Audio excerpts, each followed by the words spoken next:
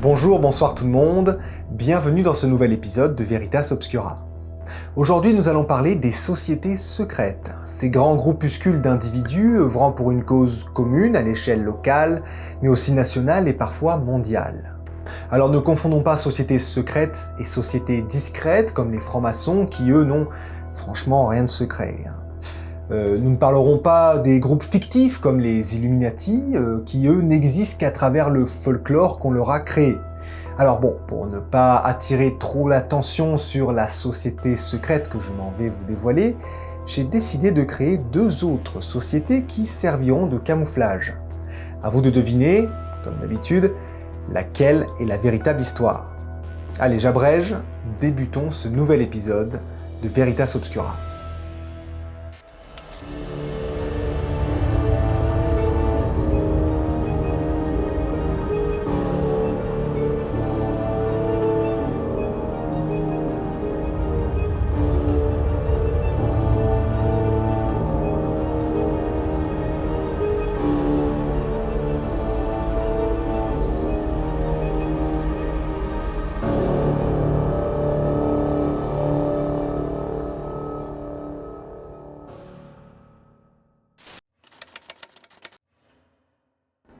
Les vapeurs s'échappent et assombrissent le ciel de la petite cité de Derby, en Angleterre. Nous sommes en 1725, en pleine révolution industrielle, l'essor de nombreuses industries, dont celle de la soie, qui fait de cette ville le rouage central de toute l'industrie du pays. Les ouvriers affluent joyeusement pour venir y travailler, eu égard aux conditions désastreuses qui persistent dans les grandes usines anglaises, attirés par l'idylle d'une ville en expansion, futur joyau d'Angleterre. C'est dans cet étrange contexte, cette atmosphère si particulière du XVIIIe siècle mêlant espoir et désillusion que se crée le Derby Men's Club. Un groupe d'hommes lésés par le capitalisme industriel qui rentreront dans la légende de l'Angleterre pour avoir fondé le tout premier système syndical de tout un pays, leur pays. Alors s'il faut une origin story à cette incroyable société secrète, alors celle de Lewis Chester et de quelques-uns de ses amis mis à la porte de la Johnson Factory of Silk font l'unanimité.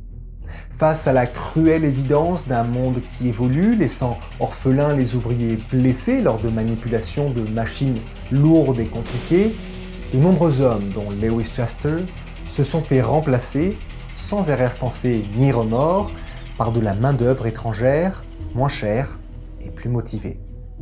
Certains travaillent dans ces industries depuis plusieurs générations, mais le capitalisme rutilant pousse ces honnêtes hommes à écumer les bars de jour comme de nuit.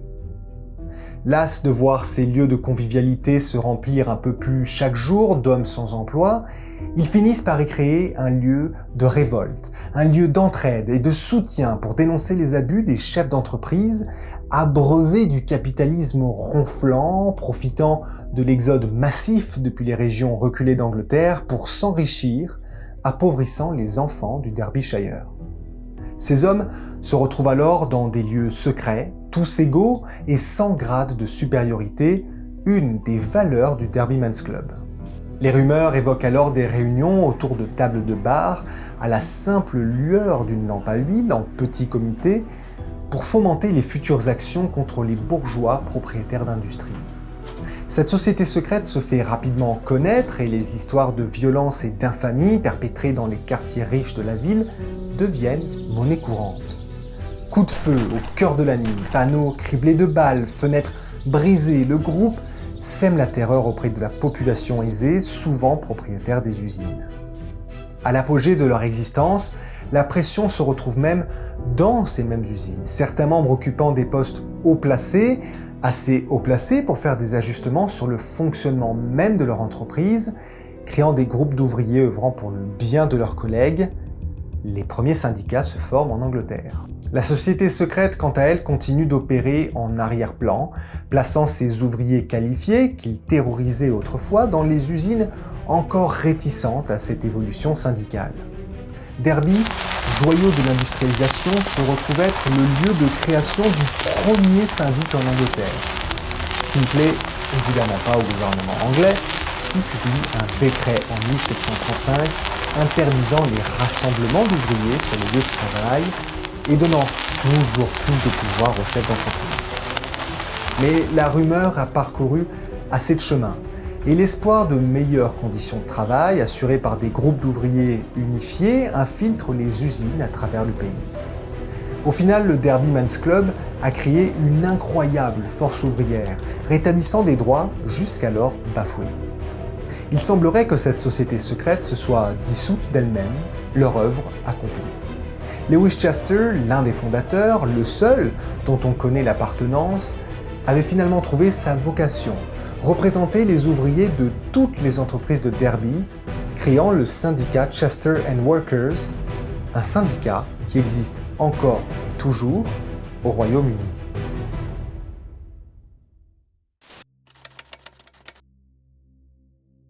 The Golden Dusk, littéralement le crépuscule doré, est un ordre initiatique ésotérique, voire même occulte, œuvrant dans la Nouvelle-Orléans en Louisiane depuis plus de 150 ans. Ville fantasque à l'atmosphère festive, les soirées sont animées par les musiciens de rue et les nombreux bars qui entourent certains quartiers de la ville, notamment le quartier français. Un lieu qui abriterait, selon le mythe, le quartier général du crépuscule doré.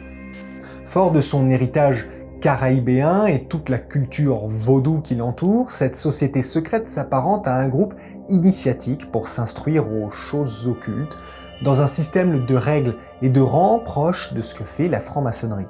C'est cette culture-là, très spirituelle et festive à la fois, qui pousse de nombreux curieux, intrigués par les choses étranges et fascinantes, à s'essayer à cet ordre initiatique. S'il est bien aisé d'avoir connaissance de cette société implantée au cœur même de la ville, pour l'intégrer et gravir les rangs, les choses se compliquent un tout petit peu. Il semblerait qu'il soit obligatoire d'être référé par des membres déjà haut placés. Ce fait-là accompli, et ce n'est pas un, je peux vous le dire, il faut alors passer à un rite initiatique des plus étranges. Société secrète oblige, il est difficile de savoir exactement de quoi sont faits ces rituels, cependant quelques légendes les entourent, toutes attribuant ceci de douloureux et angoissant. Car en effet, des mixtures hallucinogènes sont administrées aux nouveaux arrivants, qui doivent alors se laisser attaquer et mordre à plusieurs reprises par des serpents non venimeux, bien heureusement. Alors la douleur est intense, peu apaisée par l'effet de transe hallucinatoire dans laquelle ils se trouvent. Des chefs bâtons, les plus hauts gradés de la loge, leur posent des questions sur leur motivation, questions posées devant un parterre de nombreux initiés aux grades inférieurs. Si vous avez la chance de passer le rituel initiatique, un grade vous sera attribué, celui de Pakiltivé, un culte, en créole haïtien. Si peu de choses filtrent de cette société secrète, on en sait un peu plus concernant les rituels qui ont lieu durant des réunions qui se regroupent en petits comités, une dizaine de boyako, le grade le plus haut, suivi de quelques réveillés, les grades intermédiaires, et enfin quelques pakiltivés. Les événements tournent très souvent autour de rituels inscrits dans le Book of Dusk, le livre du crépuscule, qui contiendrait les riches enseignements et découvertes effectuées par les anciens membres. Des enseignements concernant les arcanes occultes et étranges qui s'apparentent d'ailleurs sensiblement à ceux développés dans une autre société secrète, celle de la Rose-Croix. Il semblerait même d'ailleurs que Rosicrucien, le terme donné aux membres de la Rose-Croix et membres de la Golden Dusk, se soient côtoyés à un moment donné de leur existence respective, la présence de la Rose-Croix s'étant renforcée au début des années 1900 aux États-Unis. Il y a cependant un seul jour de l'année où il serait possible... Pourquoi ? Des trois histoires de cet épisode, cela pourrait bien être la société la plus secrète de toutes. Les membres sont silencieux, peu d'infos émergent de par leur système de parrainage qui entrave la venue de personnes avec des mauvaises intentions, et ils semblent gérer leur communication avec beaucoup de sérieux et de professionnalisme. Ils font partie du folklore de la ville donc, et quelques légendes urbaines se sont créées autour d'eux, notamment une concernant le carnaval de la Nouvelle-Orléans. Cette grande fête, qui débute pendant la période de Mardi Gras, serait le lieu choisi pour les membres du Golden Dusk de se montrer au monde portant des masques vaudous et arpentant la foule, elle aussi déguisée.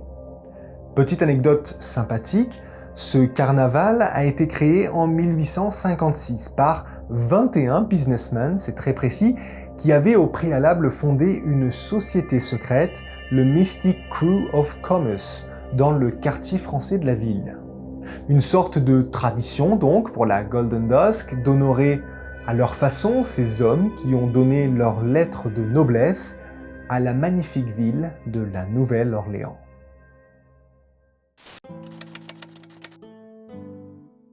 La Sainte Vemme, une société secrète œuvrant dans l'ombre de l'Europe médiévale aux alentours des années 1260, quelques années après la mort de Conrad IV, roi de Germanie. Nous vivons alors une période de grands troubles dans le Saint-Empire germanique qui s'étend du nord de l'Allemagne jusqu'à la Sardaigne, contrôlant même une partie de nos actuelles régions françaises.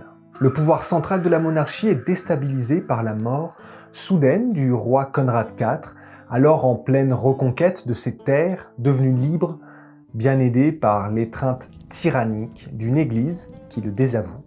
Ce terreau fertile à la confusion entraîne le grand interrègne, 2 décennies libres de tout souverain, ponctuées par les guerres d'accession au trône, par la division du clergé, par le pillage des domaines de la couronne. L'ordre doit revenir dans le Saint-Empire. Et l'ordre, c'est exactement ce que va amener la Sainte Vemme dès sa création, avec pour simple objectif la justice pour tous et le retour au calme dans le royaume. Ce groupe qui agit sous l'autorité de l'Église ainsi que du pape, en tout cas c'est ce qu'ils prétendent, peut rendre son verdict sur plusieurs méfaits, comme les crimes contre le christianisme. On parle alors là de sorcellerie, d'hérésie, de dégradation d'église, les vols, les adultères, les viols, les homicides, ainsi que les crimes contre la Sainte Vemme, délits qui portent alors sur la révélation de ses intérêts propres, secrets évidemment, ou une atteinte à celle-ci.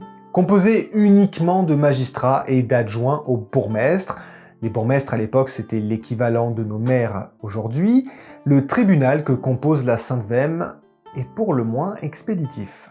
L'accusé est en effet traîné dans un lieu secret où 14 francs-juges, composés de 7 bourgeois et de 7 nobles, apposent le verdict, présidé par un franc-comte. Celui-ci est composé de 2 choix diamétralement opposés: l'acquittement ou la mort par pendaison. Pour informer le criminel de son interpellation, une lettre est clouée à sa porte, accablant le propriétaire du poids de sa future sentence, une sentence très souvent punitive par ailleurs. Car oui, si de prime abord la Sainte Vemme semble être la solution à l'instabilité de l'Empire et de ses sujets, et pris de peur de voir une lettre condamnatoire flanquée d'un clou sur leur porte, les limites d'un système alors bienvenu se retrouvent vite, et comme toujours, il faut le dire, dans l'incarnation de l'humain.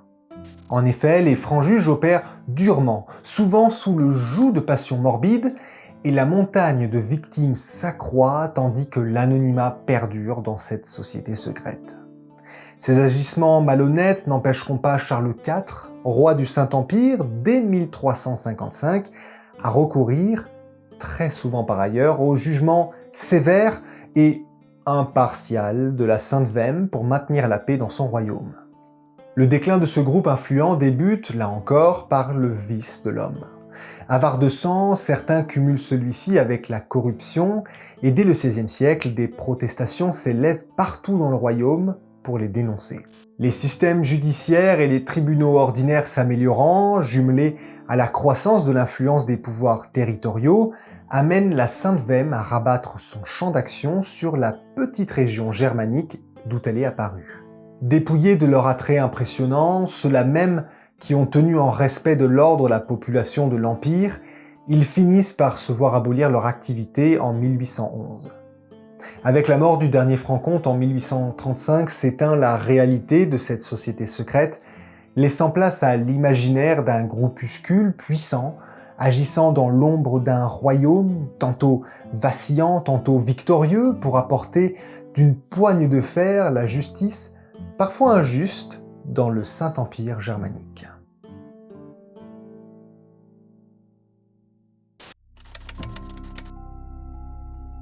Et voilà les amis pour ce nouvel épisode de Veritas Obscura. J'espère que vous l'avez apprécié, que les sociétés secrètes sont un sujet qui vous intéresse au moins autant qu'ils m'ont intéressé moi-même. N'hésitez pas, comme vous le savez, à liker la vidéo, à mettre un petit like et à la partager. Et surtout, n'hésitez pas à me rejoindre sur mes réseaux, ils sont dans la description, ou à visiter l'onglet Communauté. J'aimerais dorénavant vous partager les petits éléments de vérité, car il y en a, c'est important, il y en a, qui lient habilement les fausses histoires que j'invente. Après tout, la vérité n'est jamais bien éloignée du mensonge. Bon, c'est pas vraiment ça, enfin bref. Revenons-en à notre épisode. Alors, quelle était la véritable histoire ? Eh bien, il s'agissait de la Sainte Vemme, cette société secrète qui a œuvré comme tribunal de justice de fortune, il faut le dire, pendant de nombreuses décennies, voire même siècles, dans l'ancien royaume romain germanique. C'est une société qui a traversé les âges. Pourtant, peu de gens en ont connaissance aujourd'hui, et si vous vous intéressez à eux, que vous souhaitez en apprendre un petit peu plus, un livre leur est consacré, le livre La Sainte Vemme de Pierre Benoît, un roman, ce n'est pas un documentaire, c'est un roman qui mêle l'histoire de cette société secrète dans l'après-Seconde Guerre mondiale. Bref, voilà tout pour aujourd'hui, on approche tout doucement, très doucement, mais on approche quand même des 6000 abonnés. J'espère qu'on y arrivera avant la fin de l'année, mais pour cela, j'ai besoin de vous. Alors je vous prie de m'aider dans ma quête des 6000 abonnés pour 2021 avant de me lancer dans la course des 10 000 pour 2022. On sait jamais, soyons fous. Allez, je vous retiens pas plus longtemps. Et je vous rappelle, car c'est très important, que la vérité peut parfois être plus sombre que le mensonge. À bientôt tout le monde.